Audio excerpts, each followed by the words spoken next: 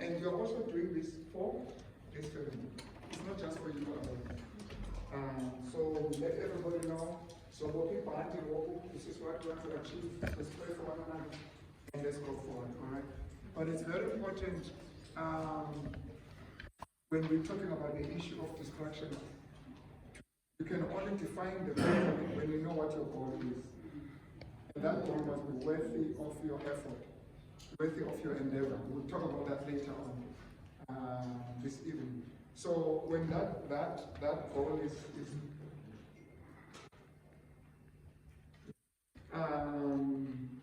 and then you decide how you want to do other things and sacrifices and whatever, so that you can achieve. And when that is achieved, and then there should also be a reward. People must feel like, yeah, we've achieved. It mustn't continue forever being painful. We must feel like we've done now. We're going to have a holiday. We're going to do this now. Daddy is here.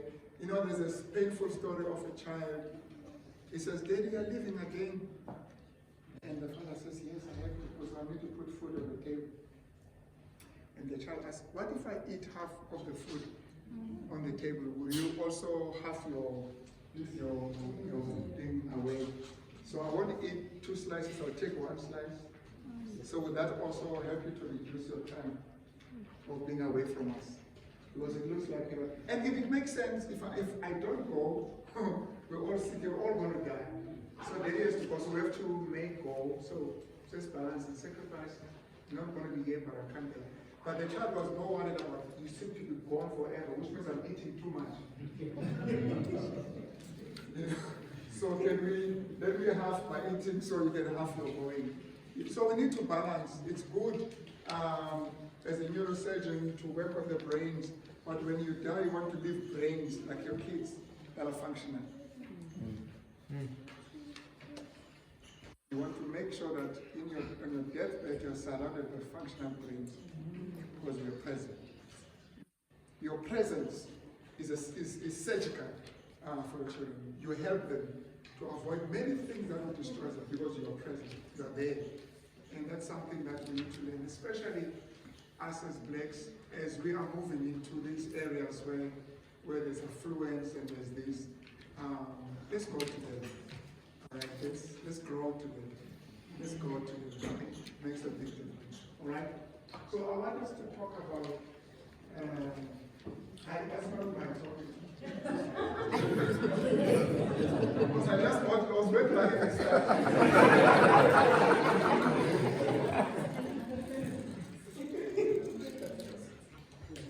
All right. So this topic of parenthood came to me full force, and I wish I could rewind the time. I've got 2 boys, 32 and 30, now in November. Lumba will be turning 32, Sis will be turning 30. It's getting to a point now we can't be talking about them when we have meetings, because he's a man of his own, Nansiga house, and for me to be mentioning him as my child when we're having this discussion is just going to be very unethical. I have to ask them, can I mention this? So it came to me when our daughter-in-law, which we love so much, we're trying to let people see, we're trying to help people see also how to be a good in-law, how to be a good in-law. How could be? It's mothers who have a problem, how to be a mother-in-law, how to be a good mother-in-law. Father-in-laws have no problem. Because oh my goodness. Oh, no. All right. So we want to model that and let others also see how this thing can be done. So we love our daughter. So she calls us one day. She says, Daddy, Daddy, I just wanted to say something. She said, what is it? They've been married now for almost a year, end of this year. Let me just give you okay, this is us, this is me and my wife. We married when we were 12. We've been married now for 37 years, 8 months, and 4 days. I didn't tell you 4 days. We're going to be January 26th. All right? And we had our own challenges. Just because I'm a pastor doesn't mean it has been smooth sailing. I'm a pastor who comes from public. So, I mean, you have to always try. Even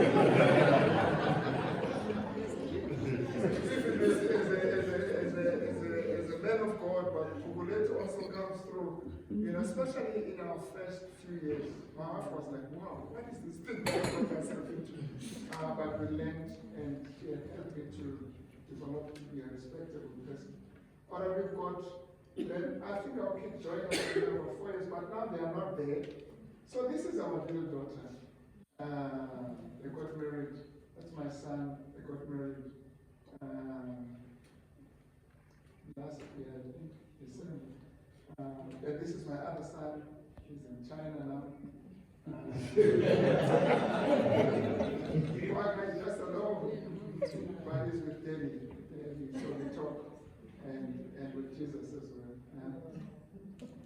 So my daughter-in-law calls and she says, and it brought this into my mind. She says, I want to thank you, Mama and Dada, for raising up a good child like my husband. And I want to thank you because I'm enjoying the benefits of your parenting. And I was like, okay, if she started with a good thing, let's wait for the baby. I said, okay, I hear you. Yes, it will and it was over. Wow. I really, really appreciate you. It's a fine, I'm fortunate to be.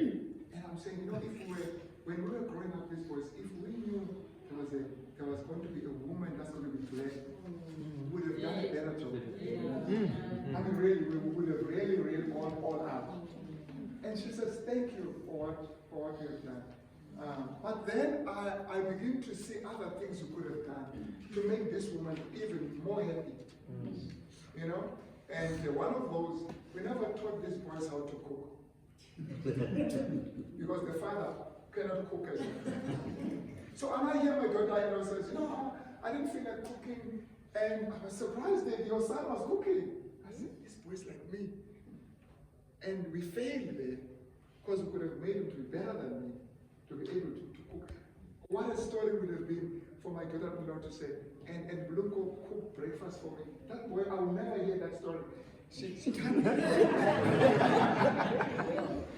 Maybe away one day, and then says, how did you do it, boy? He says, no, I googled this menu and I googled it, and then I did it. I said, wow, getting there.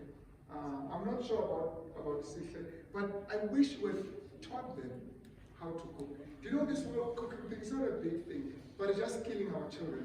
Just making sure that move away from this thing that the wife is going to be cooking. Some wives don't know how to cook. So like your boy doesn't cook, your girl doesn't cook, daughter-in-law cannot cook, they're going to die. You know, and it's interesting in the Bible that cooking was really done by men. Have you noticed that? So this whole cooking thing has no theological basis that it should be women. I mean Jacob was the best cook. Yeah, I mean he was good. Jacob.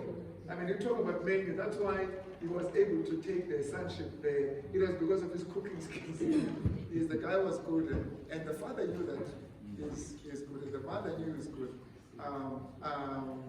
Who was the other one? Esau had his own challenges. And then even Abraham was a good cook. You remember that when he would be cooking for the strangers and whatever. He would be the one cooking. But you think just because he was cooking, he was not a good soldier. That man, we read in the Bible, he armed 317 of his servants, and they pursued those guys who had taken Lot, who had fought against those Sodom, and Lot was also part of that. He armed them, and then he, together with his 317 soldiers, chased them. Now chasing is not like, that's not chasing. Chasing is running after. The whole night, that old man was fit, man. All right? And so just because he was cooking, it doesn't mean he was not fit. He was fit and strong. And some of us would never survive in the Old Testament. Because there was no ADT. You were the ADT as the husband. You were to make sure that enemies are warded off, you protect your family. And today what do we do when there's a knock, you ask your wife to go and answer. And I'm not saying you shouldn't do that. If your wife is able to defend the family, so be it.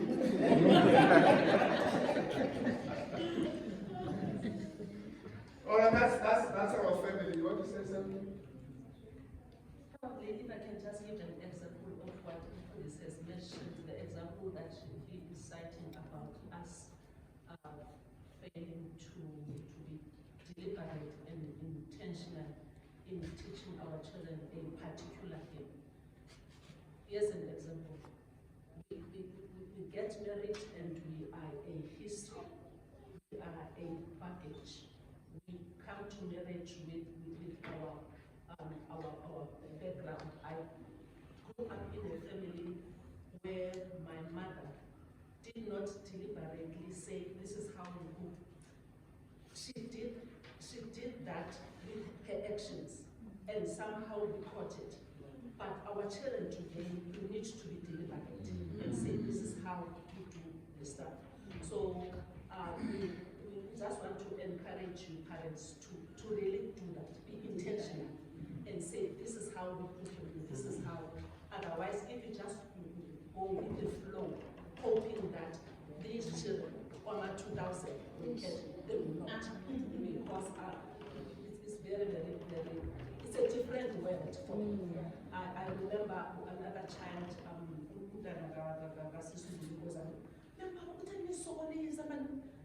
too much. You can just go, but it's a different story when that child is going to get married, because this husband is African. He needs his song is everywhere. Because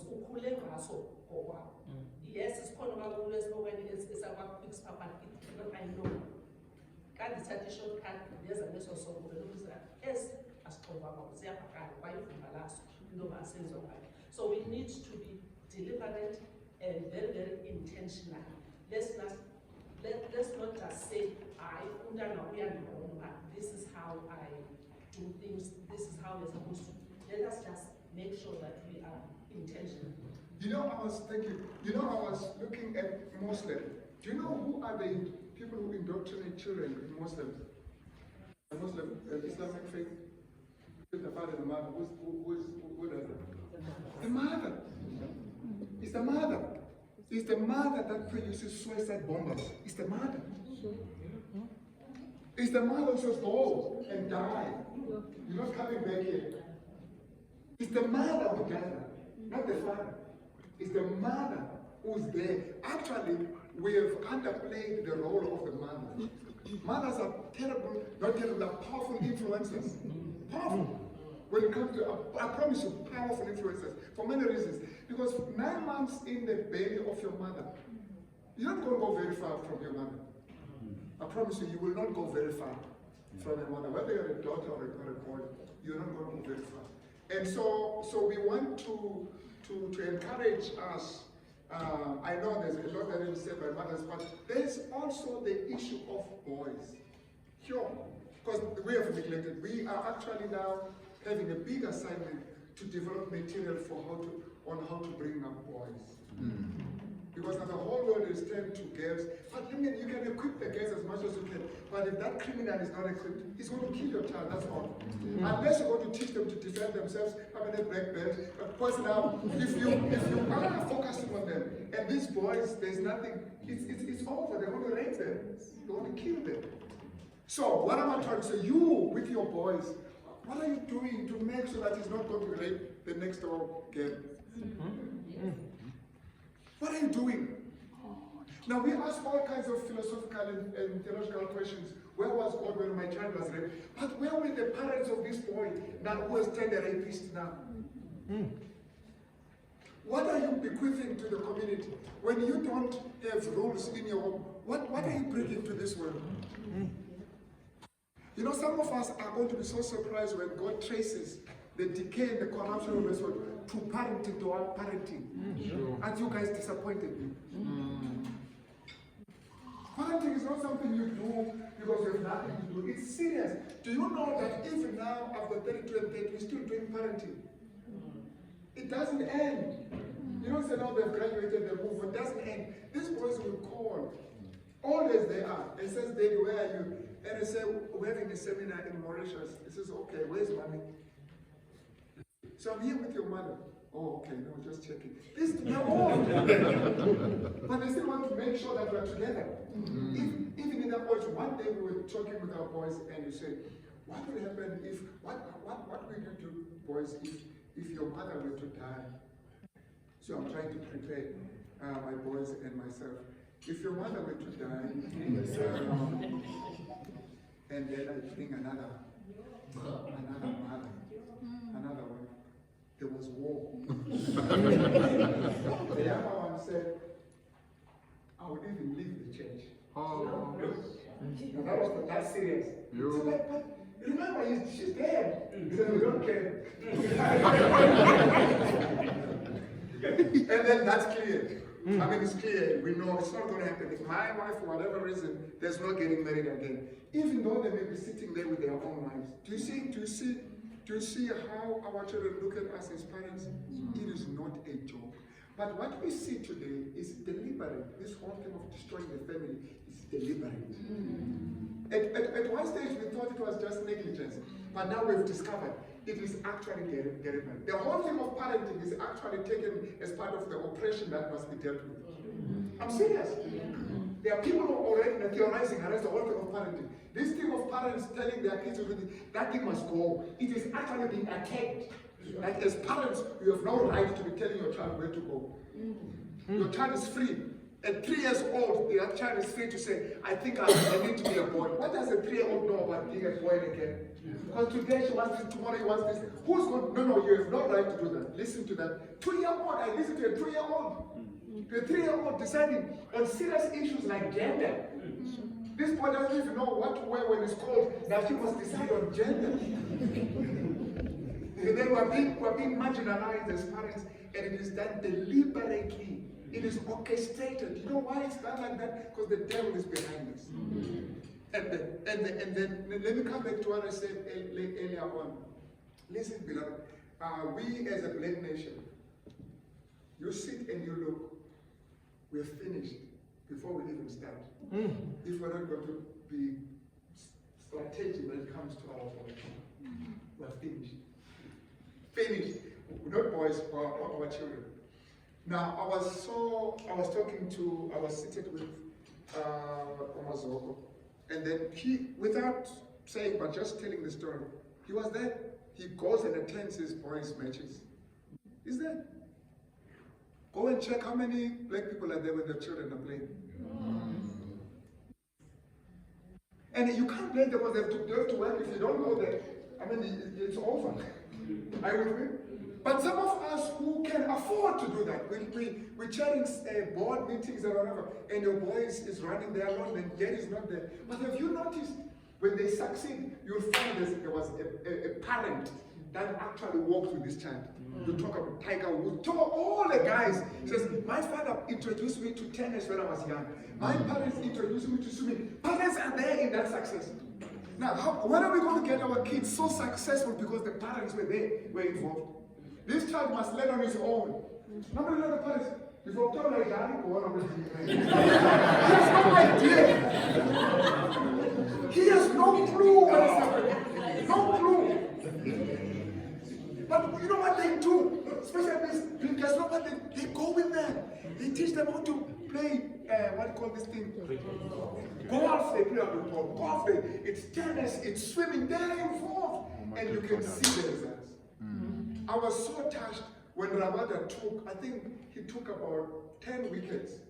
There's a match where Rabada took about 10 wickets. The father was there. Yeah, when you know, when he took up, he takes one of the, he was running with that, and yeah, and the father was in the stand. As he was running up, the father was there. I think he picked up, he took that thing. But you can see the pride in the father because he was there. He was there in the bringing up of that child who is now playing cricket. He was involved. I can remember when my son was playing cricket for the first time, I think. So I was there, I said, I had to go to, there's nothing wrong at work to say, can I just be excused My son is playing his first match. Please, man, can I be excused? And a company that won't allow you to be connected with your kids. There's something wrong with that company. Yeah.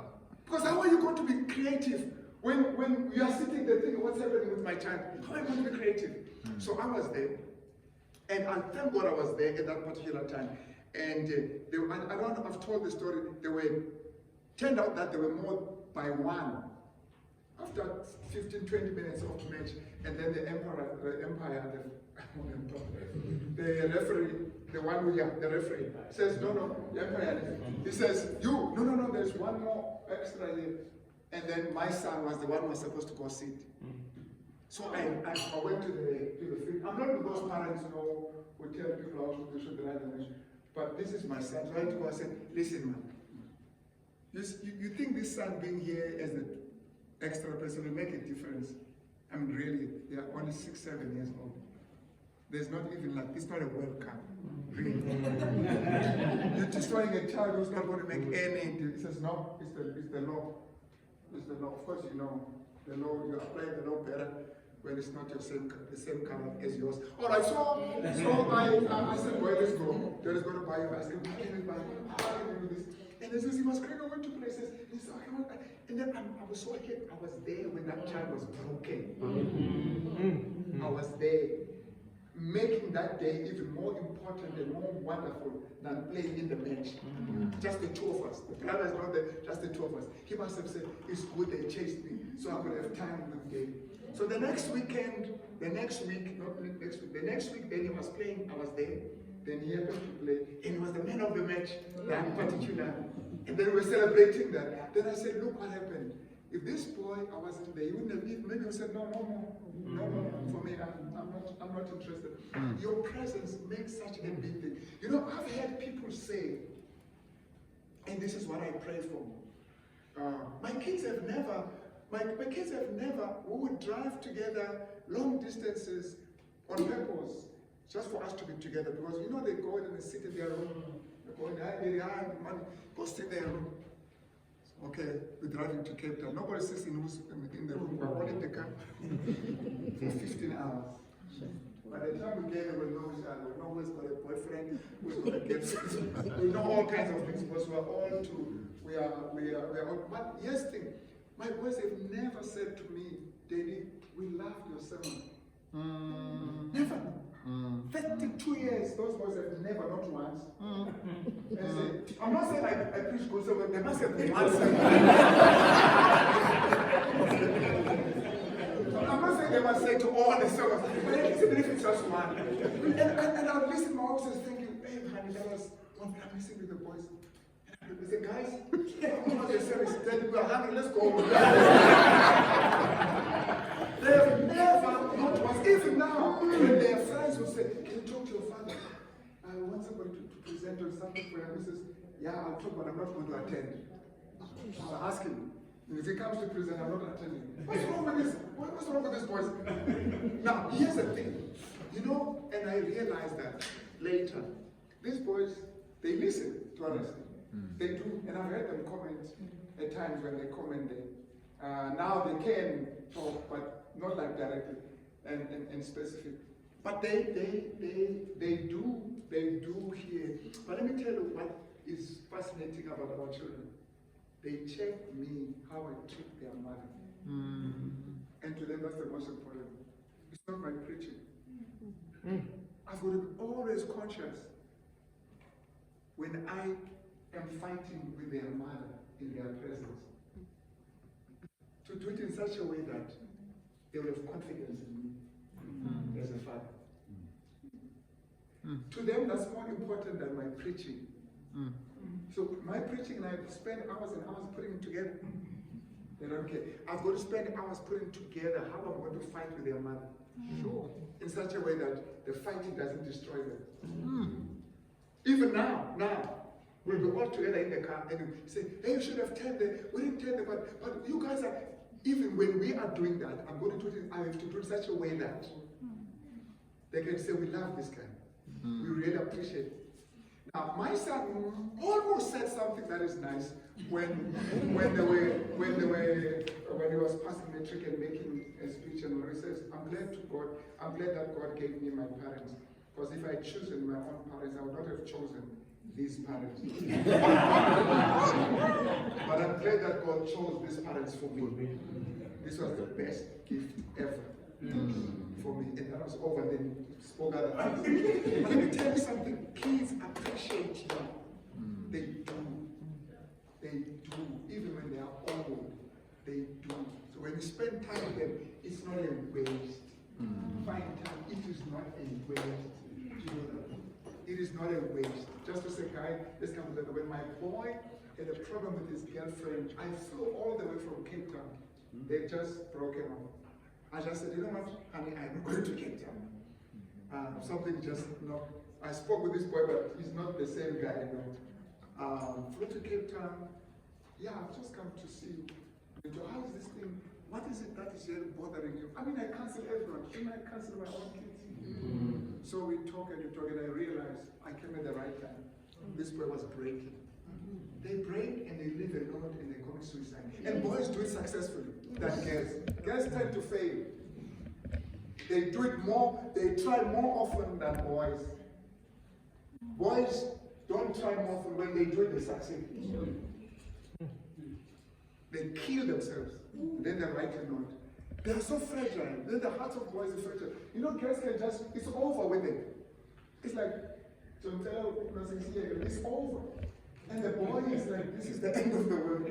It can literally mean the end of the world, but when you hear this, it's going to happen. Now when we talk and say, let's look back now, he says, Daddy, that was good that it happened at the time it did. It helped me see other things, and going back. And now I'm saying one of the exciting moments, I was saying that when I got distracted, Pet. But what I'm saying, one of the most important things is when a child says, I remember what my father once said to me. Sure. I always get excited, which means you were there. You were there. You can't just say that and another. You were there. He says, my father once said to me. Kids don't say, I remember the color of the TV at home. They don't care, man. You know the things we spend the money on, kids don't care. They may appear as if they care. It's the interaction. I remember the day we decided to do away with TV when we were in Tanzania, because we noticed that the kids were spending so much time on the television. I mean, one day we woke up with that. They were during the time of Power Rangers. So we woke up one day in the morning. The boys are not in their rooms. What's happening? He said, I can't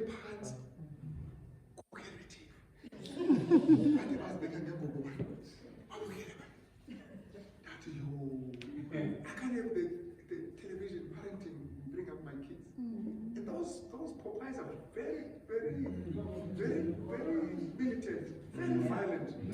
They took them a flat.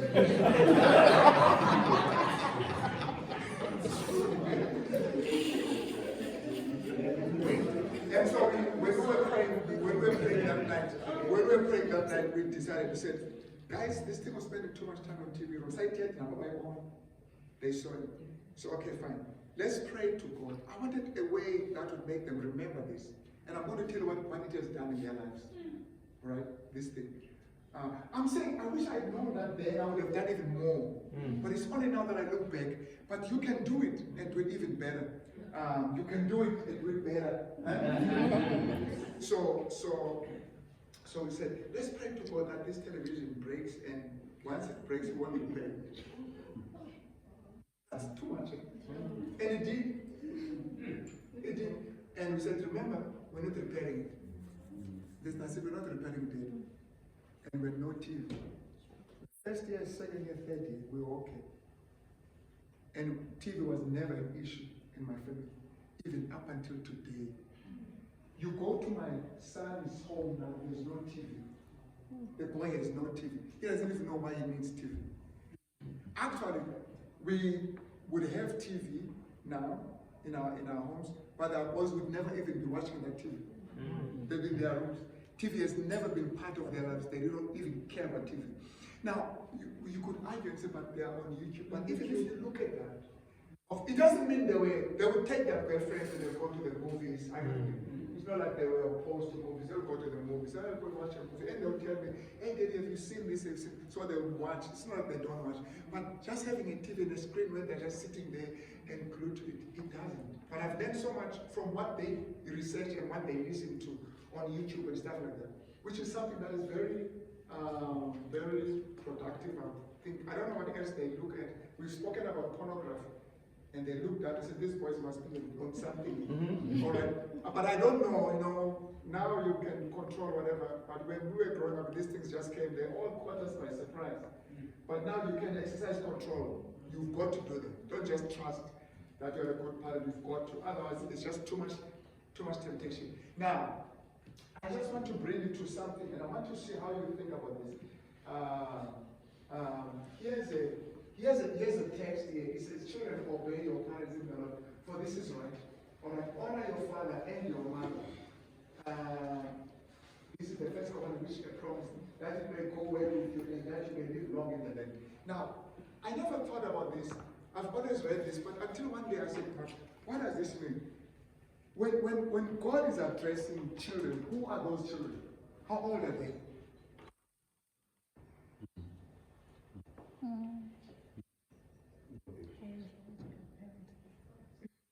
First of all, he addresses wives.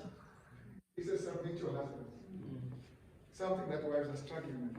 And then he addresses men. He says, love your husband, your wife. Something that men are struggling with. Then he addresses children. How do you address children? God addressing children. How do you do that? A child is a 1-year-old is a child. A 2-year-old is a child. Can God talk to a 2-year-old obey your parents? I mean, what kind of an instruction is this one? God addressing children and telling children to obey their parents. Of course, there are children that are old. Now, it's too late to say to a 20-year-old, obey your parents. It's too late. If there's going to be obeying of parents, it has to be starting from the first year. So which means this verse is actually directed at the early age, the infants, the first year, the few months, the first year, the second, the third, the fourth. But how is God addressing them? How do you address a 4-year-old? Now, you know what this text means? It means, parents, make sure your children obey you. God is talking to parents here. When the children obey your parents, now I say, oh, this is what God expects from children. So I must teach my children to obey. I promise you, beloved, this is where we're failing. When children cannot obey their parents, it's a disaster. It's a disaster. Let's close shop and go home. If you cannot get your kids to obey you, they will never obey anyone.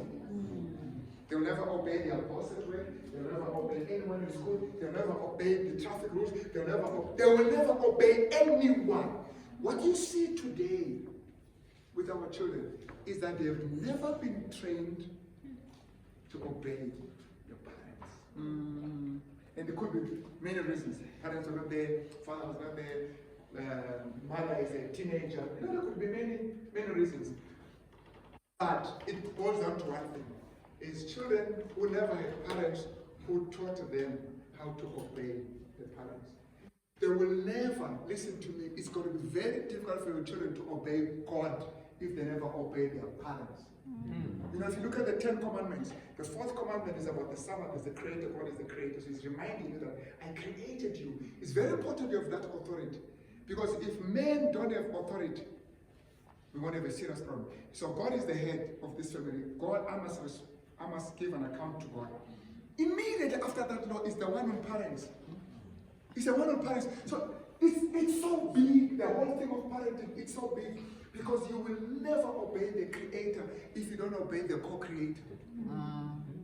It's like God is saying, if people that will one day worship me, they will do so because they've learned to worship their parents. I'm using the word worship. Because there's a time when obedience is worship to the parents. Worship in the sense that there's no explanation. Just do it. Do you see that's part of worship? It's like worship. It's like the parents have said so. Because I say so. It ends. So the child does that on the basis of my parents said so. And you know that you're getting them ready for God. Because God's not going to be explaining every now and again what you should do. So when we have parents, sorry guys, I'm giving you my blanket on my face. When you have parents, I mean, I've had in our own deaf tradition, where parents says, I'm like your God to you. They said so. I'm your God.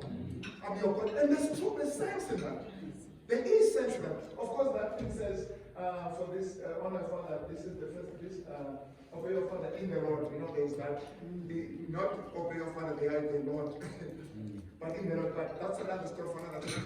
But there is sense in that obedience is more than compliance. It's not compliance. You don't obey after you've Googled the instruction. Obedience is immediate. You know, if you say, you know how we were taught at home, Johnny, you don't say, Mama. No. Usabana won't fail. Mama. But kids today says, yeah, Daddy. Yeah. You know, I was a sentiment in one someone, and then one was doing a children's story. He says, okay, and he was doing children's story. Are your parents here? Okay, yes, they are here. Well, okay, parents stand. Please, parents, can you call him? Hey, so and so. Yes, Dad. He says, I'll sit down. Next. So he was trying to drive a point. He says, when, I mean, if you're going to do it in so many words, when your father calls, you move from the higher here. You go there to them. You don't say, yes, Dad, you're playing with your thing. Yes, Dad. Then we are talking now. Yes, Dad, we're arguing about the instruction. I'm busy, Dad, I'm working on this. You know, actually, when we grew up, there was no need to call a name. You just say, hey, everybody goes there. Now that, it may look like it's bad. It's not bad. Obedience, and the natural makes this point, is immediate. It's immediate. Because if you want to pause, you are trying to see whether you should do this thing or not. So when you do it, it's not because your father said so. It's because you are convinced it's right. Now there will come a time where we must talk to our kids and give them reason. I'm never forced to them. But there is a time when obedience must be based on trust. Do you know Isaac was on the woods there, what do you call that thing? On the altar to be burnt, just on the word of his father. God did not appear to Isaac. God did not say, Isaac, you must respect your parents, you must obey your parents. He didn't say so. He just says, Abraham, teach your child to obey you. And Abraham says, after that, says, God says, okay, we'll see. Go kill him. Let's see if he's going to allow you to kill him.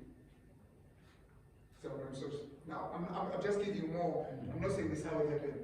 And so Abraham goes and says, come. So when they get to the point, then Abraham says, boy, I'm going to, he says, but Daddy, where's the sacrifice? Because the boy is used to that. This is how we worship. And so Daddy, where's the sacrifice? And the father says, you are the sacrifice. Why today? We usually have an offering or whatever. God spoke to me in the middle of the night. And he said, I'm going to sacrifice you. Okay. They trust the father. If my father says this, in our case, they trust the father. I don't want to say what I want to say now, but they trust the father. If the boys were to ask their friends, why are you getting on that thing? My father said so. Why? Because he says that God spoke to him. Are you crazy? What if he's lying? No, my father does not lie. Did you hear what I just said? My father does not lie. If my father says this is it, it is. I'm willing to put my life on the word of my father. Yeah. When your child looks at this, are you sure that when your child asks you to verify what you're saying,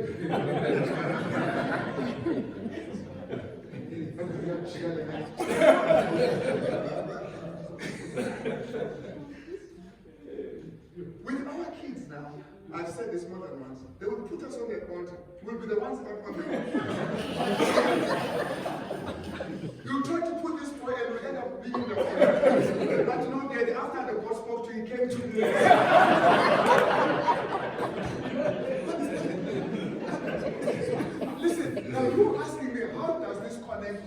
marriage. Do you know what's very interesting? I don't want to, but you know the text. You know the text. I don't know if you but I just want to read the statement here. All right. Okay, it says it.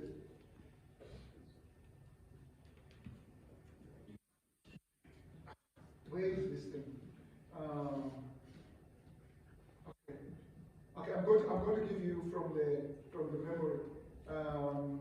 But what it says is,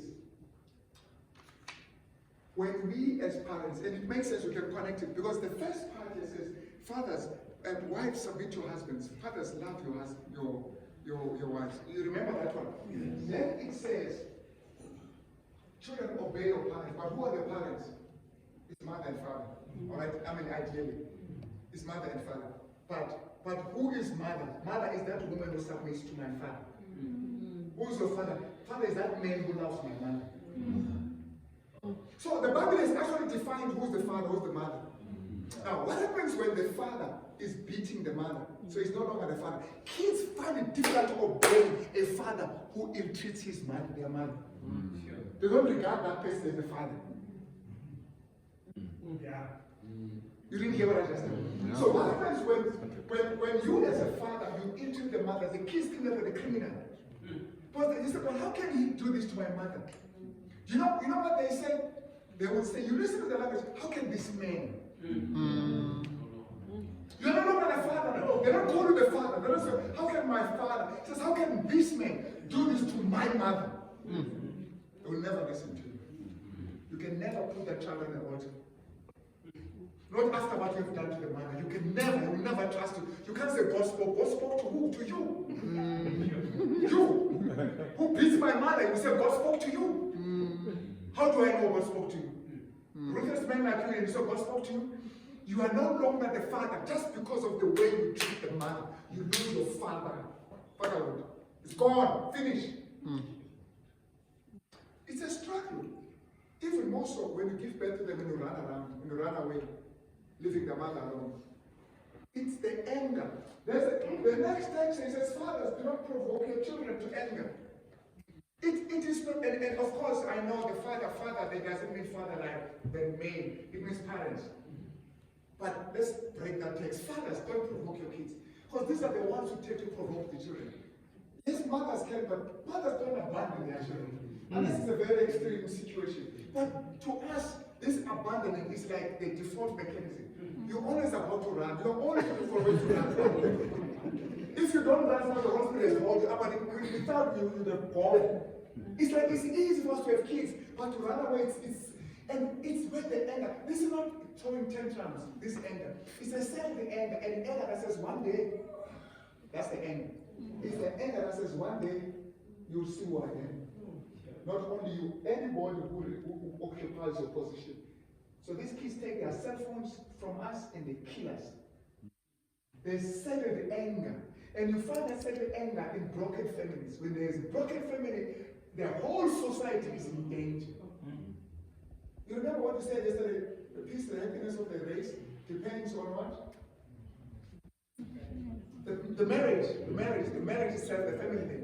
Now, if there's a problem there, I promise you we are in trouble. So when you take time, like I saw these Jews, I think I mentioned this at one stage, I saw these Jews taking time, we were flying from somewhere, but this international flight was early in the morning, and I was watching between the crevices there, the seats there, between those gaps there, and I was just watching, and I saw this man focusing on one boy for about an hour. I said, what is he seeing? Going through. And then after that, the next child came. That one went, stepped to the man. The next child came and he says that. And he said, what are we doing to our boys? What are we doing to our boys to teach them what it means to be a man? Sit them down and tell them, this is how it's done, boy. You know, I was even worried about some of us who are so successful in business. But how do you bring that to your kids, man? Why should our children, all of them, be looking for employment like you did? You know, blacks can run a big company and the kids know nothing about that company. Your child is doing big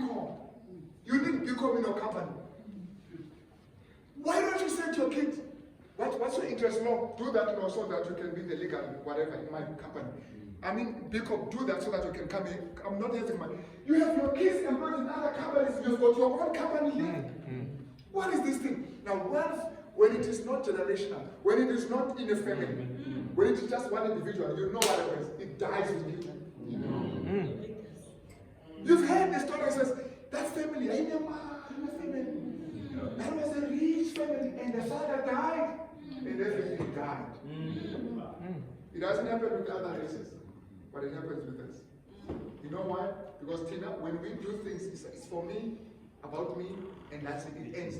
This thing of legacy, this thing of saying, what about the next one? It's like it's not in us. It's like it's not there. How are you helping your kids to be at an advantage, to be at an advantage than what you were? Why should we start from scratch? Listen. One example of this, there's this thing, if you can do research or you go to university, you'll find there are more black males in universities than white males. And once you start to do your research and ask why the white males are not, there are white males in universities, but most of the white males are not in universities. You know where are they? They are busy running the companies of their fathers. So that you can come and be employed. Yes. And I'm not saying do this. I mean, your girls should know. I mean, I'm not just saying boys. No, I'm not just talking about boys. I'm talking about your children. They should be brought to get to see what dad is doing. You know, I've seen it now. Kids want to know what the fathers are doing. What the fathers are doing. The father is a doctor. Kids want to be the doctor, and then the father says, "Stay away. This thing, there's a lot of work in." You know, but kids want to. They want to do what you are doing. They want to focus on that. So bring them along. Take them to your work. I was saying to one person, bring your kids and let them be there. You are running this company. Nobody's going to ask you. This is your company. Bring your those are my kids. And they sit there. And look at they run this thing because one day I want you to run this company. Well, okay, this is your company. I want you to run it. Let them grow with that thing in their minds. What happens with kids who come from families that have money, then they're into drugs, they're into this, because they don't know what's happening. Everything is here. Let them be there. I was talking to a friend of mine. I said, let them know how to clean, how to do this. Let them start right there. By the time they run the company, they know everything. They've been there in the floor, on the factory floor. They know everything. And you know that this company will even be better than it were when you were running it. Because these kids grow up with it. When you put it up there, but they grew up there. It's part and parcel of their DNA. Now, but I'm just not just looking at that. I'm talking about us being there. You've got to be present. Now, let me quickly say this. But the devil is aware of this. Okay, so there's going to be a lot of distractions. All right. When at times I talk to males, I would say, as much as women have got Proverbs 31, males have got Job 31. It's just that we don't read Job 31, we all know about Proverbs 31 because we want submissive providers. So you must be like that woman so that I can be okay. So we are also fascinated with Proverbs 31, but there's Job 31. If you were to find time and read Job 31, is Job talking about himself? And I say, Lord, please, we need a lot of Jobs. But do you know, in the first chapter, it's not Job speaking. I don't know who's speaking, whether it's the author, Moses, or it is God. But it says Job was a perfect man. But they don't tell us what he did, except one. He says he would make sacrifices for his children every day in the morning in case they have sinned against God in their hearts. And then that is linked to him being perfect.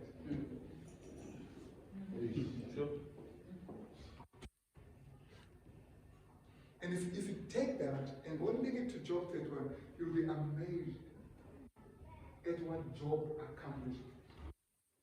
You know know the reason. Let's deal with the elephant in the house here, guys.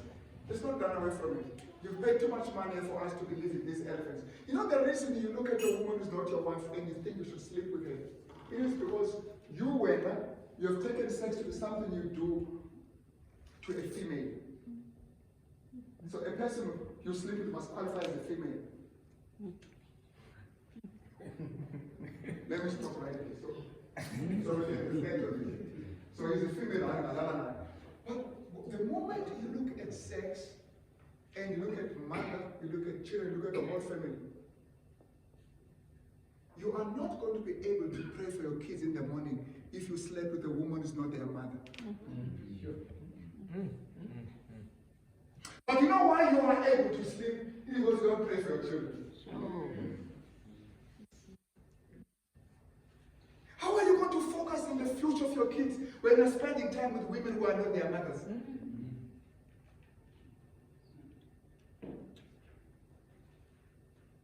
Now we know that the black nation is in trouble when we are struggling to make being faithful to one wife fashionable. It's not fashionable. Guys laugh at you. Now we find ourselves having to defend ourselves.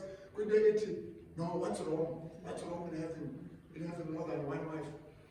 Because if in the Bible, Abraham, you think you're Abraham? Even David, are you David? What's your problem? Are you saying God has a problem with you because you've got one wife? And so it's because God wants this. That's why you're having the second one, not the second one. Why are you bringing God to corruption and debasement and immorality? And you bring him. Why are you theologizing your own immorality? Why are you doing that? Why don't you just go get a wife? Why are you bringing God into this mess? So when you do things that God says you must do, so you call what's in the Bible. Okay, let's see. How many of those have you copied except the polygamy? I mean, even the same David, as I've said elsewhere, even the same David they're talking about, that David killed Goliath. How many Goliaths have you killed? So all you're picking up in the story of David is that he had got, you had 1, 2, 3, 4. But you know what? He also killed Goliath. And when they not killed a single Goliath. And that to you is not an issue. You know, it's full of you're not different from a person who says, I'm drinking because even Jesus turned wine into turned water into wine. That's why you're lying. When did you see that text? You saw it before you drank or after you drank? I wanted to tell me. It's like you were not drinking until you read this text. He says, yo, or you were drinking and you're looking for a reason why you should continue drinking. So people who are looking at David, it is because they're already in the polygamous process. It is a scapegoat. You are running away from responsibility. The reason you want the second wife is so that when there's problem here, you can go and be able to talk with somebody else besides this one. It's being a coward. It's being a coward. And by now you know it. Even when you have 5 wives, there will still be overcontent. Even with 5 wives that you know it. I'm going to say it again. So you can have 1, 2, 3, 4, 5 legal about with 5. Then there will be others. So this is not just about, no, this is our culture. This is our tradition. You work for the second one because you can't deal with one.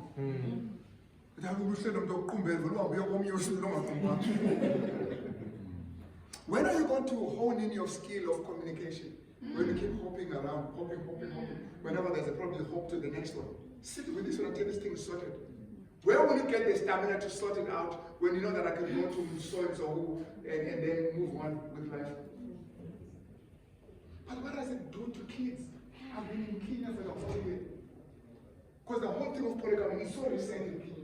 I mean, this group, the group that said, all of them will tell stories of my father had two wives, 3 wives. I mean, I've been there, I've seen it. And then, but what does it do to kids? That's the point I'm trying to raise here. You are fine with God, but what does it do to kids? Oh, the wife was living harmoniously. Jacob's wife struggled to do that. So you think yours are going to be okay? It stressed Jacob to know, my son was calling, he says, I'm reading the book, the Bible, from Genesis. They keep asking me all kinds of questions. I've read this doesn't make sense. Said, make it make sense. Look for a solution. And when you call me again, call me because you found a solution. Let's look at whether that makes sense or not. You just bring me problems. It's your faith. You go read it and defend it. I'm not my part. It's yours now. What about you wish I could tell him? But I can't, then I'll make it mine. So he goes there and looks, talks about polygamy, talks about this. He says, I read another text, then I can counterbalance this, then it makes sense. Hey, beloved, this thing of polygamy is serious and it's under serious. Does that make sense?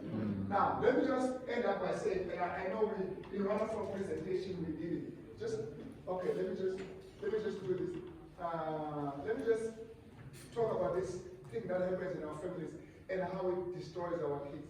You know, the adverse childhood experiences is big on these ACEs. Here's the explanation. The adverse childhood experiences are a category of traumatic events or adverse experiences that children may face during their upbringing. These experiences can have a profound and long-lasting impact on the person's physical, mental, and emotional health throughout their life. The concept of ACEs was initially studied and developed by Research J. Pellington in around 1990s. So from that time on, this concept of ACEs is big, that they've discovered. Something like you won't believe it. Even obesity, kids who are obese, they trace that to a traumatic event in their family. No. Obesity. That's kids that are obese. And we have so many of them. And they can trace it to some form of upbringing in the family. These ACEs, and there are three categories. There's abuse, there's neglect, and there's household dysfunction. And we can go all the way. I don't want to make this thing clear. We can go all the way. There they are. You've got your abuse there. Those colors: physical abuse, emotional abuse, sexual abuse. But household dysfunction. There's household mental illness. There's incarcerated family members. There's parental separation or divorce. I said somewhere, and I saw that kid violating around. But I said somewhere that for a child, divorce can be actually more traumatic than the death of a parent. Because with death, there's closure. People come home and they pray, but with divorce, nobody comes for prayer. You just got told that, by the way, I'm not going to stay with your mother. It's over. Nobody comes to pray. A relationship has died, but there's no mourning for it. When you say to your mother, Mama, I miss Dad, so you miss your father. Now that's a big thing. Especially with these angry divorces. You can't even say, I miss my father. When you go to your father, you can't even talk about, I miss my mother. It's like they have more. But these are your parents who love them. You know what they say, what kids want the most? We say this at Central when we talk about putting them before us. You know what kids want most? And I was saying this to a couple that's fighting. So this couple is telling a story which we'll be driving, and then we are in front, mother and father, and the kids are at the back seat. And so I will talk to my wife. As my wife talks to me, there's this, and then but I talk to my kids. We're all laughing, and my wife talks to the kids. We're all laughing. But when they talk to each other, I said, you know what you are doing? You're killing your kids. You're killing your kids because they don't even know how to laugh. They don't know how to laugh because they're not laughing. So when mother says something, they want to laugh like kids. But they say, it's killing them. This is traumatic. This is a trauma that your kids are going through. But you know what? Kids want you to love each other. They found you here, for crying out loud. They found you here. And now all of a sudden, you are boasting how much you love them. David loves you. You are a liar. Love my mother. But you know David loves you. Your mother. No, kids want you. Of course they want to be loved, but they want you love each other, and they see them. Now try it at home. Try kissing each other public in front of your kids.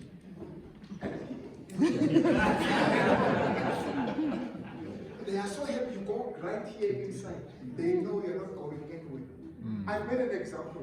And when you do a display of affection, do it public. Don't wait until the lights are off. But let kids know that these guys love each other. You know, I was listening to a celebration of 50, was it a 40th anniversary? And the kids are talking. Have you seen kids speak at the funeral of one of the parents? I mean, some of those things just touch you. I mean, how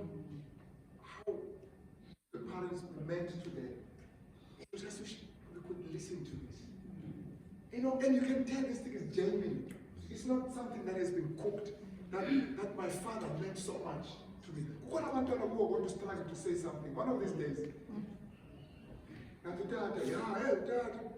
They can't because of chips. All right.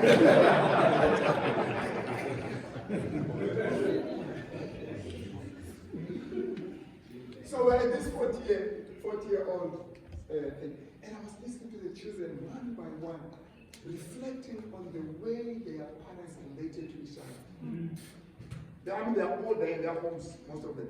But just relating, says, you know what, these guys, they love, they even gossip about us and gossip. And you can tell that they're gossiping about us, they love each other. And this was the protection, this is something that even sustains them in their lives. Just the two of them loving each other. It makes such a big difference. It actually gives the child a strong foot forward. I promise you. These kids are ready to face the world because of the background, because of that atmosphere. Don't ever think because you have no money to give your child this and the school that. But if you provide them with a good family, it will take them very far. Sometimes even further than those who come from good schools. Because a good family is better than a good school without a good family. I have nothing against good schools, but I'm saying a good family can actually do better than a good school without a good family. So a good school can actually make your child to be a good criminal. Yeah. Now, let me just comment on the last part, and then I'm going to spend the last few minutes. We'll just comment a little bit, and then I just want to spend the last 20 minutes on a devotional message, just for us to link these things everything, especially now that it's over. Can I quickly? We've said this, we've mentioned this in our presentations, our monthly presentations. Then there's the part that is directly said to us, you must nurture and discipline your children, like directly. So the first part is creating an environment. You're creating an environment for you to be able to discipline. How do you create that environment? By loving your mother, by submitting to your parent. You create that environment. So you are able now to discipline your kids. You're not going to be able to discipline your kids if your kids look at you as a criminal. If your kids see you as a criminal, you're not going to be able to discipline them. So that verse that says, nurture your children. It says, don't provoke them. And then it says, instead, do what? Discipline them. Nurture. Bring them up in the fear of the Lord. So that is now directly, something you have to do directly. You must actually tell yourself, I am disciplining my child. I want my child to be able to express his emotions. That's the goal of the discipline. We're not talking about bear, talking about that. Talk about disciplining a child. Now listen, I know you are angry. Calm down. You're teaching him how to express. Calm down. Calm down. Drink some water. You are not saying don't be angry. Just calm down. No. You know, when you are angry, it's difficult for you to express yourself. Right? You're teaching your child. Because in this life, if your child will be throwing tantrums, he's not going to last in any job. There's no company that's going to be tolerating people that are throwing tantrums. You're going to be able to deal with people that are annoying you. And because you have been taught at home how to do that. Calm down. What's the problem? Give me the problem. So what happened? Okay. And what did you do? We're teaching them. Let's go through this thing. Let's not just allow emotions. So you're teaching your kids, this is what it means to discipline. You have a goal. I want this child to be an independent, critical thinker. So how are you going to do it? Let's go, let's move. This is the goal, the end goal, and then let's push towards it. No. Why don't you structure this thing? What do you want to see in your child? Want to see a child who's confident, who's emotionally present, and emotionally intelligent. That's very important, especially for two guys. Be able to express your emotions. Be able to say, I am angry. Don't be afraid to say I'm angry. I'm annoyed. I'm happy. I'm like this. Okay, what do you do? It's not the anger, but what do you do? How do you deal with your anger? So which means you must read. You must expose yourself to books like you do for your career. Expose yourself to books so that you bring up kids that are going to be better than you, that are going to fight less challenges. You know, some of us, everything is a challenge.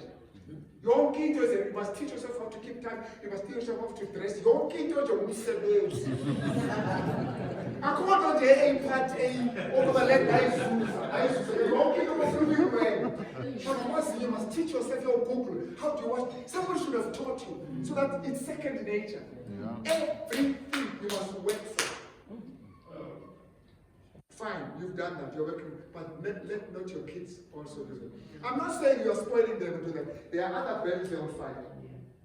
There are others, but there are certain things that they must start with. Certain skills they need. They will still need to be industrious, they will still need to exercise discipline in this, yes, but let them start somewhere at a better place than you start. Alright, so when it comes to the issue of discipline, when it comes to the issue of parenting, I'm just going to quickly summarize this quadrant here. So there are basically two things, as you can see. What are those two things important that you see there? It's control and that's basically parenting. Parenting is control and support. Some are big on control, some are big on support. But the whole idea is to balance control and support. You've got, don't just do parenting, which is as bonella. Be intentional. Alright, so what happens when in your parenting style you've got a high support and low control? Low control basically means there are no rules, there are no boundaries. There are 3 chips, there are no boundaries, there are no rules.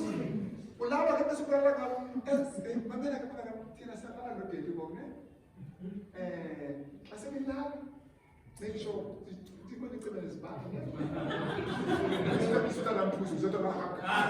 There's love.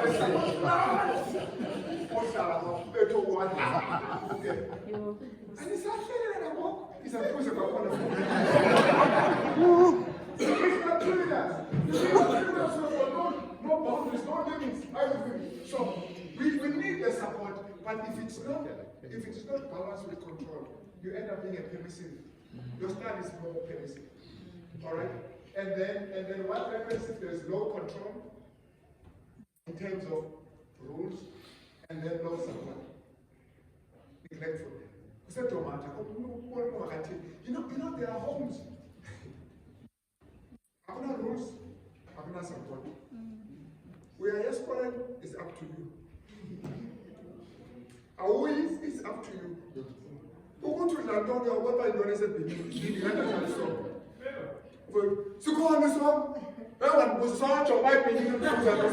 I can't support.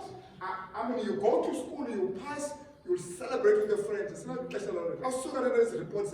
Now, when nobody cares, I'm just making an extreme so you can get the point. All right. So there's no support, there is no control. This is a den of thieves. These are criminals. I promise you, the whole house who manufacture criminals. Who may rapists are because they're Catholic. So because it's part of their upbringing. And then what happens if you've got no support? There's no love, but there's serious control. Some of us can be good at that. I'm saying fine. But do you support them? Do you love them? Do you hug them? Do you let them know that you love them? Not just alone. But case I don't know that there is high control. That's an authoritarian person. Sometimes we think that's right because the Bible says so. The Bible says discipline, nature. When it talks about nature, bringing up.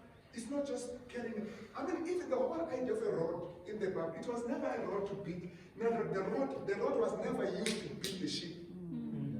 The rod was used to beat Jacobs and to nudge the sheep so that it stays with other flow. But the rod was never used as a. When your method is only one, you know what they say about your solution? You only have a hammer as your equipment. So every problem resembles a nail. You know what they say? So every problem is a nail. Boom! I put a nail, I put it in. Yeah, we need to listen, we need to talk. Don't just come with a hammer. Now that's what happens in that family. And this one, you can even have verses. This one lasts long. We've seen it. We've seen it with the elders in the church, we've seen it with the pastors in the church, and with most of them, most of them, their kids are not in the church. Yeah. These ones, They are kids, and they are driving those who are not there. But you want to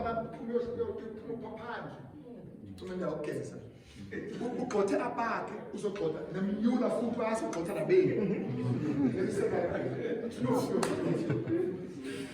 So he got an elder who chased his kids from God.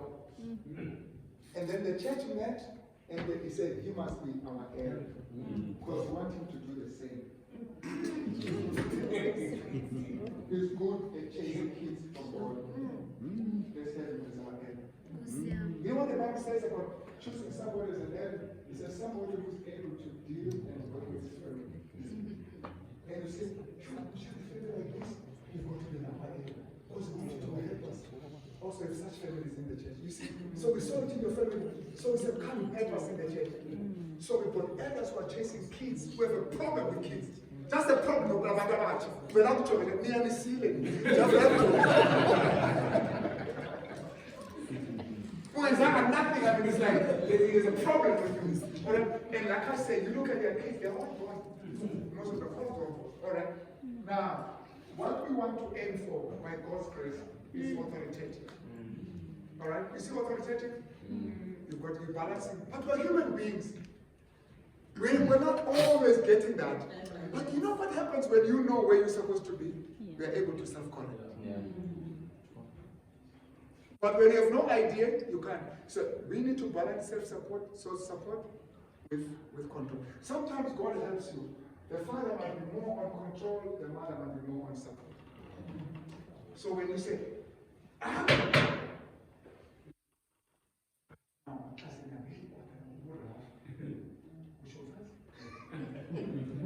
think you will have. Because now you've got a wife. I'm not saying fight with the kids. I don't speak like that to the children. This is the mother saying to the father, we are too rough. Is that not the whole rough?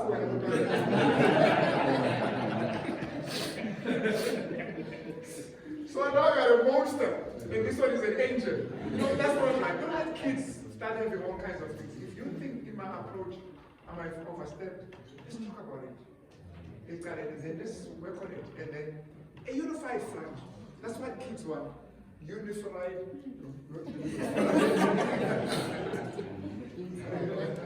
All right, but you get the point. But any questions? You don't want to spend the next 10 minutes just to give you a devotion. Any so you see, so you've got the environment, which is what is happening between the two of you. All right. And then there's also this thing that what happens there can actually be something that makes your children to be angry. So rather than provoke them to anger, discipline and nurture them. But you're not going to be able to do that if there is no good, positive environment in the family, where both of you are in the same team. These kids are not going to play and manipulate. And they are very good at that. Yes. So they're not going to be able to do that because they just know without difference and we never separate them. And it gives you an opportunity to be able to discipline them. And then bless and bequeath the community with children that are responsible. Any comments? Yes, sir. For me, it's sometimes as parents, when it comes to discipline, we tend to do it out of anger. That when a child does something, things made me angry. And now we tend to take ourselves so serious that it comes out. But the child is done about me. Nothing is this to me. Instead of looking at the problem, he has done this. And these are the consequences of what he has done and deal with it as you should. Without taking it to yourself. I always say, when you're angry, don't do it. Maybe pause up until now you start dealing with the problem. If you have to discipline out discipline, not because I am angry. The other issue is promises. We make promises to our kids. Be very engaged. We don't keep them. And this thing continues.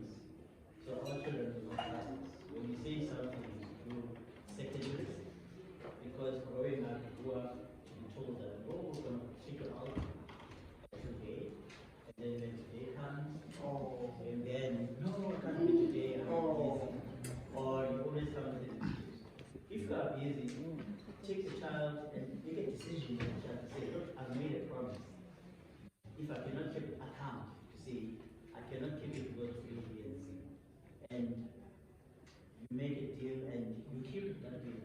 You don't keep on shifting and lose the trust. I think for me, for instance, those two things that as parents, let's become upfront, and if you cannot do something because of whatever reason, take a child into conflict. Yeah, so what comes out here is parenting. You cannot separate parenting from your character. Period. You cannot separate parenting from your character, from who you are. If you do it will show your parenting as well. If you do it straight, it will show your parenting. All right. All right. Maybe what? You want to say something? All right. Any type of water. Yes. I just want to comment on the current onslaught on our children, especially boys. One is cultural, and the other is intentional or destructive. Let me just make two anecdotes to demonstrate this. Around 2015, I have, as Robin Guy, the doctor's note of being a candidate. One of certain Saturdays, a relative of mine called Andrew Mama comes through with his wife for consultations for his wife. And whilst we are consulting, Andy says to my candidate, I said, "On the Southern man's man, the man's getting out of his side, I can do stuff. Prince, which is this candidate, shakes his head, no, I can't do it. Well, I just,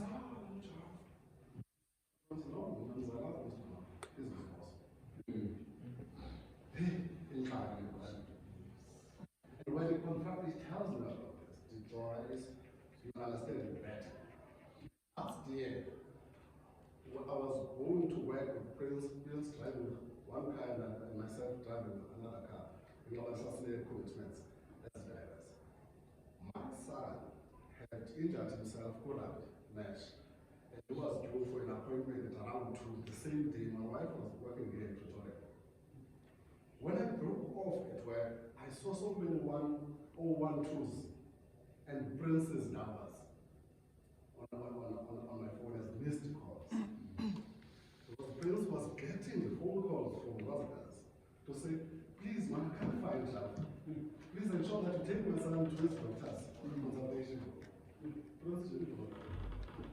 Of course, this is extreme. Why, Prince? No, you did not tell me that, Mr. Moses.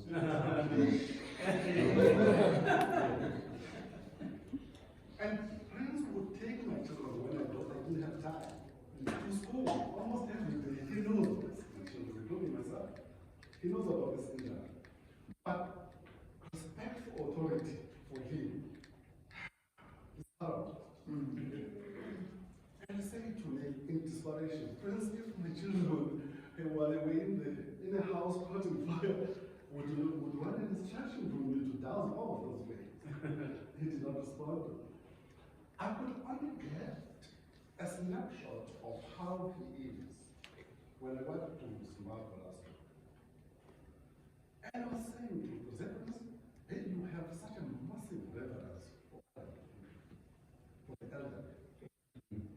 Which is something that we have abandoned in South Africa, almost completely. And just says to me, almost the elderly will regard the elderly here in Zimbabwe as the authority on earth. And then I started to understand why we are getting out of the jobs for your hospitality industry, for your nannies, so-called, for gardening, and all of those things. Because those people, it's not so much of the fact that they are being paid far less than in South Africa. No. It's because their sense of respect for authority is not contrived. It is genuine.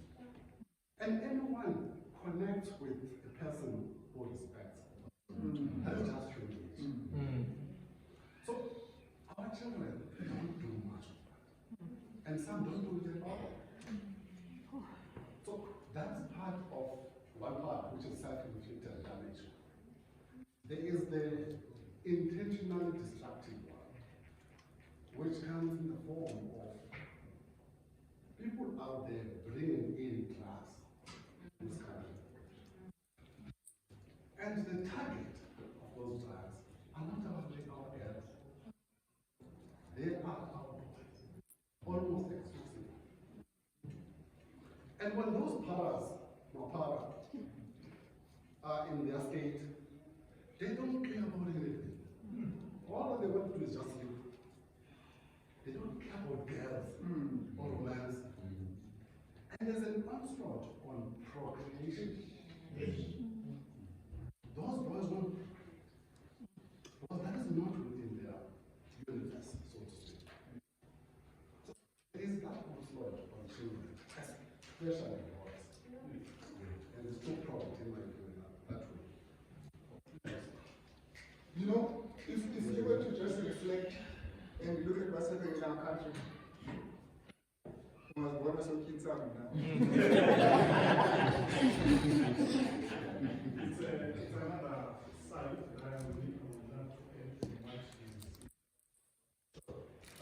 whilst the boys are being neglected, girls are being pushed to feminism. So the balance won't strike because the girls are pushed on the other extreme and the boys on the other extreme. Yeah, it actually fulfills that whole objective. Do away with procreation. Because procreation is one thing that reminds very, very feminine. So if we push feminism to its extreme, it gets to a point where we want to have another plan. So that having children is becoming unfashionable. It's like it's not. I'm focused on my career, but not time. It actually leads to that. Of course, there are many other things. I cannot say to my boy when I speak about this or something related to it. I will say, in the next 15, at most 20 years, the only thing that you own is your ID, not your citizenship. Nothing else. Everything else will be owned by the mother. Of course. Of course. Mine is when it is. Thank you very much. Okay. One. Yeah, mine is actually a counsel and advice from you. Having raised 2 boys, I'm raising 3 boys. And unfortunately, I can't get it right according to my wife. And for that quadrant, she's pointing to me on that one. And this is right, I can see my shortfalls in there. I think from here I'm going to go and look into those. But according to me, I'm really trying my best. I'm really trying my best. I'm not an angel, I'm not perfect. I'm not going to get everything the way she wants me to get everything. She is the better parent, if I were to put it like that. But to me, I get irritated when my boys don't respect her. She has to call my boys so many times for them to do whatever that she wants. That's why I come in. And unfortunately, when I come in, it is not good. And when it comes to me, I only call them once. They come, all of them. Come in. I'm not saying it's a good thing. It's a good It could be a very bad thing. Because I'm authority according to them. So that's why I'm saying I don't know how to balance, but I can see the quadrant, I can see why I need to improve. But what is it that you did with your boys? For them to say thank you for one of the wife of your boys to say thank you, Tata, for raising this boy for me. What can I do? You are already doing a lot. Don't undermine She it. does not see anything that I'm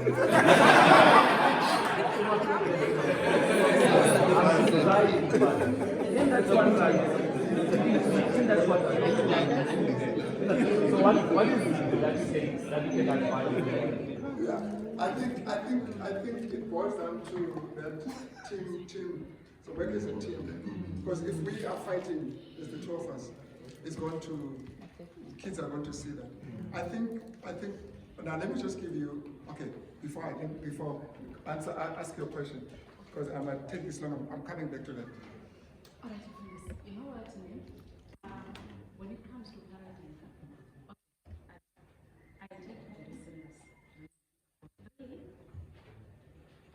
struggling to strike a balance. You know, I think when you said police psychologist, that's when I feel like, you know what, in my balance means, okay, I'm here for to build, you know, marriage, but there's also striking a balance. I don't seem to get it right. You know, just to give example of practical, I mean, I come back from work, fetching the kids. Now they come excited, but they can't wait to drop them and come to me. That's what emotions is now, you know. And you can't listen to one, there's another one, but you know, so you have to say, okay, you know, can I listen to one? And then when that one is done, okay, next, you can't deal with one problem of this one, you must, you know, do another one. And you think there's a bigger child at home now, you're full of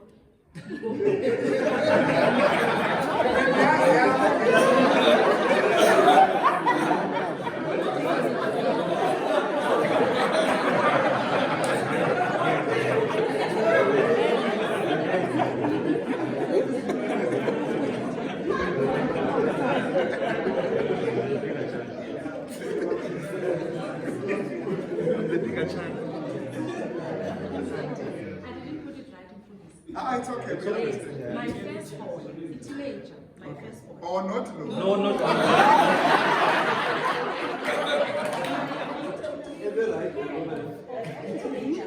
But I tend to. But I'm fully we withdraw Lando, even if you didn't mean that. Even if you didn't mean that, but I know.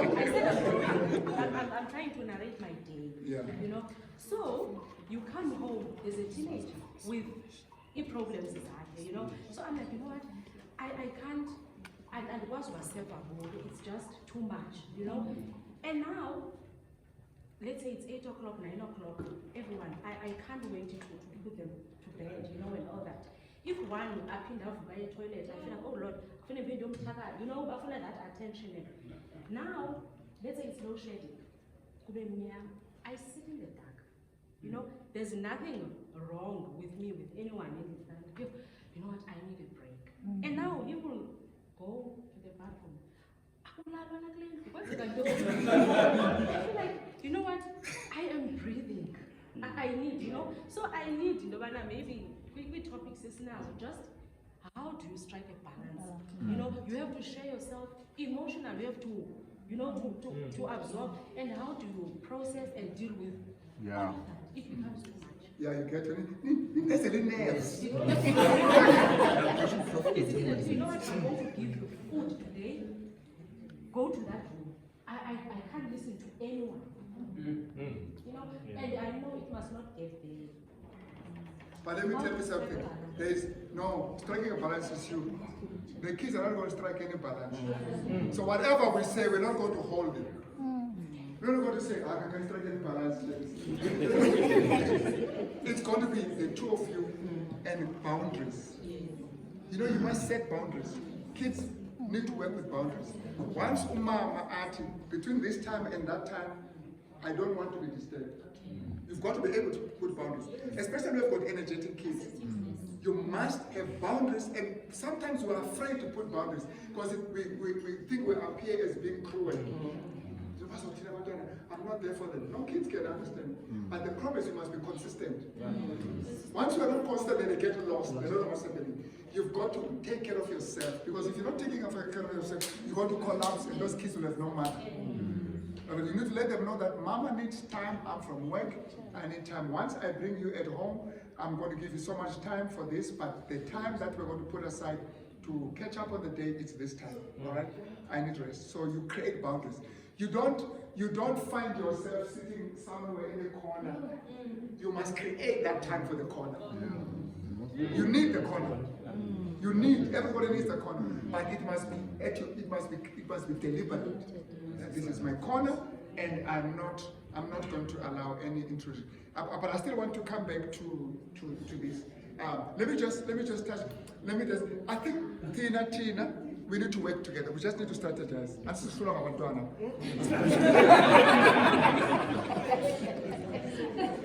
Let's come put our heads together. Let's agree on what we're going to do. Are you with me? I like this thing of protect. Once abantwana abafana abangathi kukhula inathika into lenza. Once i-testosterone ngathi ithi aqala ngqoko ukuthi mamela lapha your girlfriend yakho. Better ngempama kwena. I'm serious. I'm not talking about violence. But kids must know utata is capable of beating me. But we don't have to go there because kids can respect not because it's about bad. Because the day Baba Lamad will blow away, what are you going to say? Are you with me? It can't be because it's about bad. But there must be something about you that makes whatever Kulwan, all come there and you not job and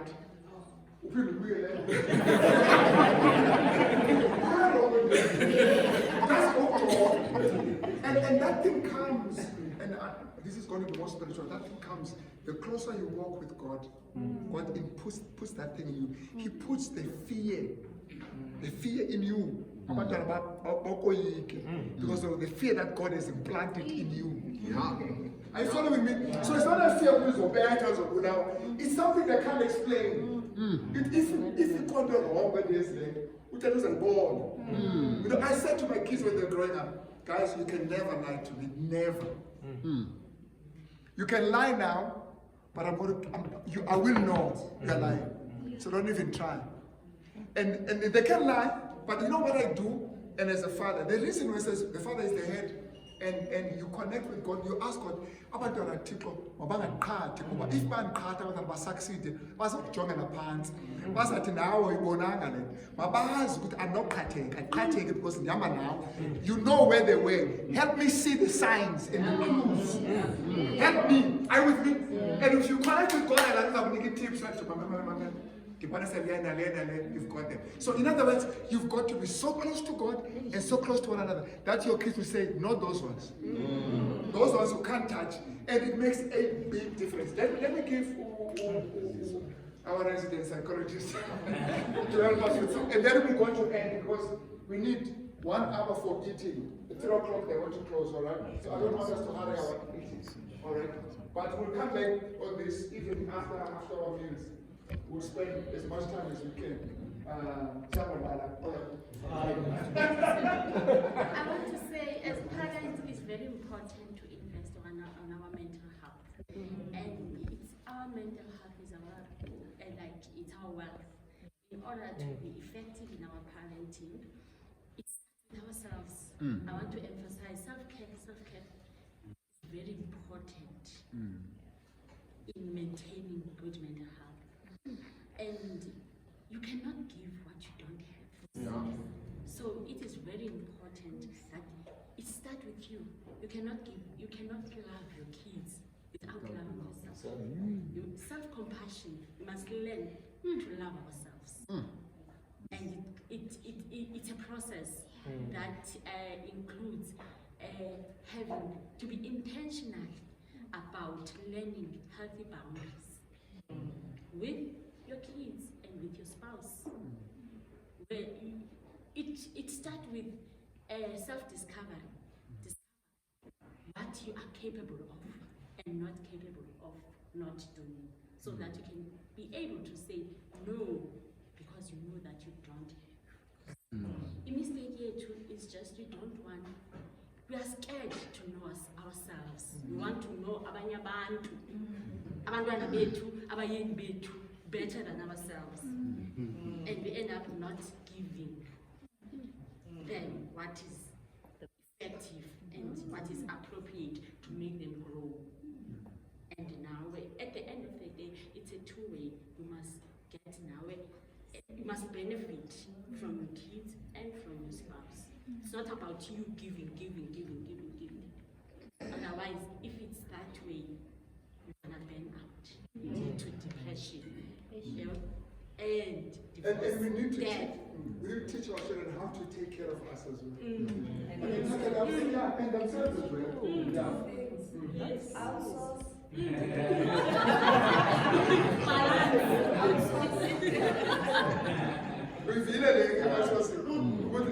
I can have somebody do this for me. You are overqualified for this. I mean, you may have to spend some money to do that, but it's less than the money you spend to look after to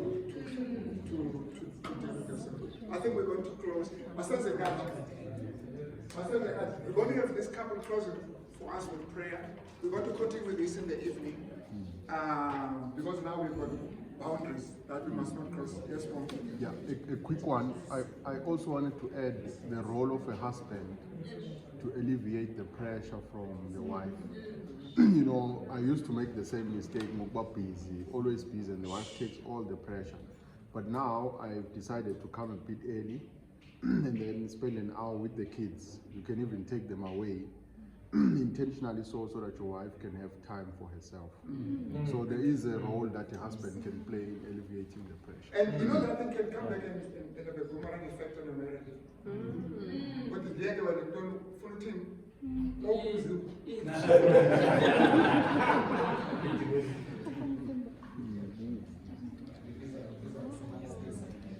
Thank you so much. We are going to have a session of prayer from all that we have learned from yesterday until today. There's quite a lot of things that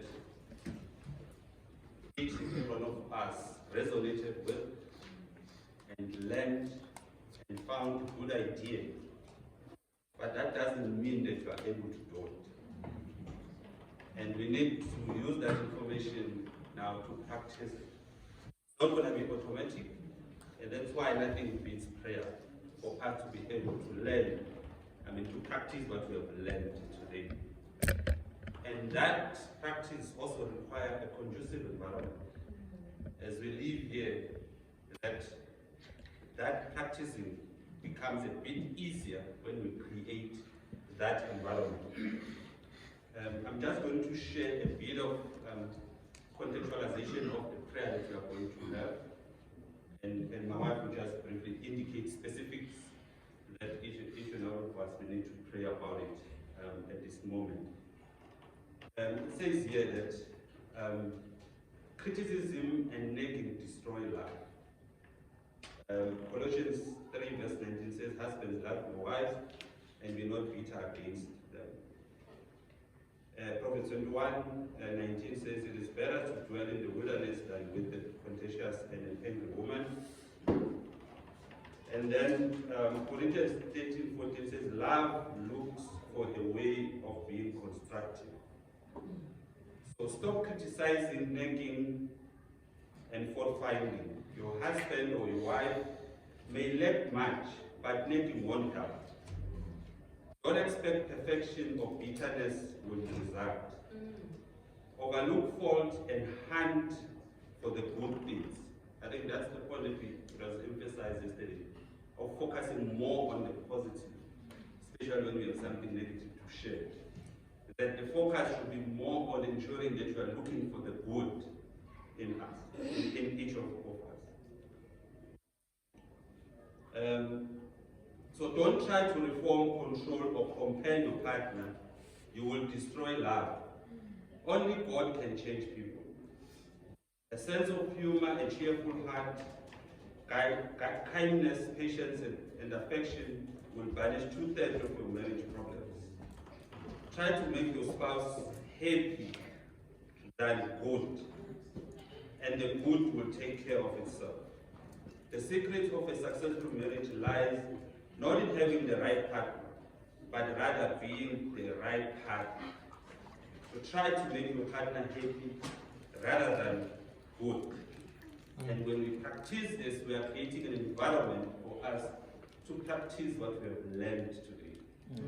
And we are going to be able to grow and able to avoid distraction, able to raise our kids accordingly when we create this kind of environment. So I'll just give my wife just to specifically indicate what we are going to be focusing in as we pray right now. So for our prayer point, we are going to pray as couples. It is a couples retreat, so we thought it's good to just pray together as couples. So the first prayer point would be criticism, the spirit of criticism. So we are requesting that the ladies please focus on that in your prayer. That is your focus point. And then for the gentlemen, distractions that prevent growth. I think we spoke about that, so please pray over that, and then raising children that are going to be obedient. So we want to pray for our kids to foster obedience in them, and also pray a blessing over their lives. So we're praying for obedience and blessings over their lives, and we're asking the fathers to please. And then after we come together and pray for obedience. Actually, let's do this. Pray for food now.